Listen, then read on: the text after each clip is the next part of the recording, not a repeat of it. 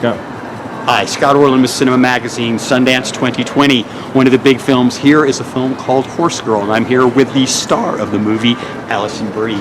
Alison, talk a little bit about Sundance and how important it is as an artist to have representation.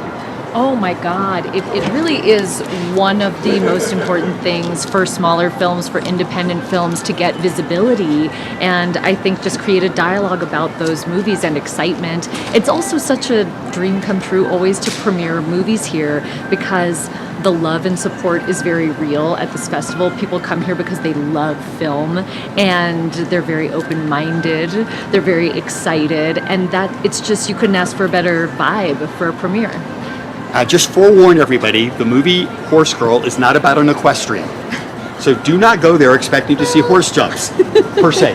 But talk a little bit about what interested you as an actor, because there really is a fascinating psychological examination about people. I don't want to give too much away, but about people who have certain mental issues and struggles. Sure. Absolutely. Well, I co-wrote the film with Jeff Baena, and the impetus for the idea was really my family history with mental illness. My mother's mother, my grandmother, lived with paranoid schizophrenia, and I grew up hearing stories through my mom about her traumatic childhood, living with her mother and everything that her mother went through. And at first it seemed so distant from me, but as I got older, I started to think a lot about those genes and how they are passed on, and mental illness is hereditary, and this movie is a bit of an artistic expression of my personal fear about having mental illness in my bloodline and the terrifying nature of not being able to trust your own mind.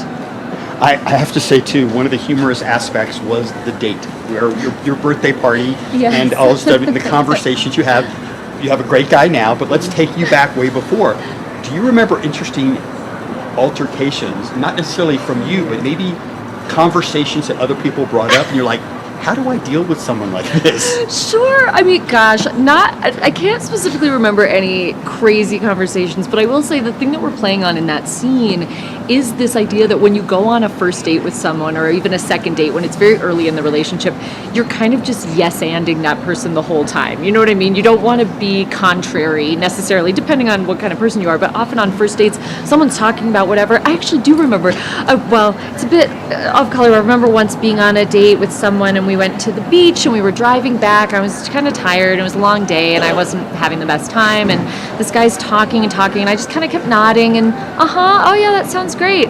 And then I finally tuned in and realized he was talking about tantric sex, and suddenly I was like, oh, where are we headed? Because if you could take me back to my car, that would be great. And I kind of ended the date. I was not interested.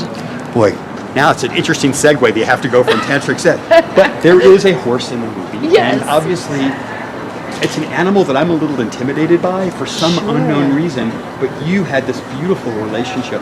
What does an animal like that represent? Because people have such an affinity for a horse. Definitely. Well, it's a big part of Sarah's character, her connection to her horse, and it really represents her childhood and the time when she was the most happy in her life and when she felt the most safe. It's prior to some major traumas that she's had in her life.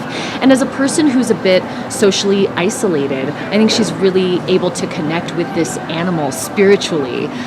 For me, it was really exciting. I've never been a person who rides horses or does that much, but I know that horses can really sense a person's energy. And me and the character's name is Willow, the horse, but the actual horse's name was Goldenite. And we really connected in a special way. It was special for me filming with her, and I would stroke her face before every take and tell her how beautiful she was, and it was really sad to say goodbye on her last day of filming. Well, Netflix, buy her a horse. Doing all that. That's the thing. One last question for you. Obviously, you have tremendous fans in Germany, the show Glow, and I was wondering how it's going to evolve, how the new season, what are you expecting? Because she's a lot different. your character here. That's true. And she is growing. I mean, especially in Glow, the comment where you went to Vegas and all the different experiences. Yes, we left Ruth after season 3 of Glow in a state of wanting to return to acting and feeling like maybe she was done with wrestling and she wanted to really go after her initial passion. So I have no idea what's going on with season 4, but it's our final season. So I kind of feel like the sky's the limit, and I'm sure Ruth has got to be trying to tap back into acting in some way, but I don't know how it's going to play out. And then, of course, Debbie is starting her own network, so we'll see how that goes. I hope the two of them get back together. Well, I'm glad I was able to wrestle you away for a few moments. Notice there was a little glow tie in, as always, Alison. Thank you so much. Thank you, Scott. The movie is called Horse Girl. Scott Orlin. Till next time.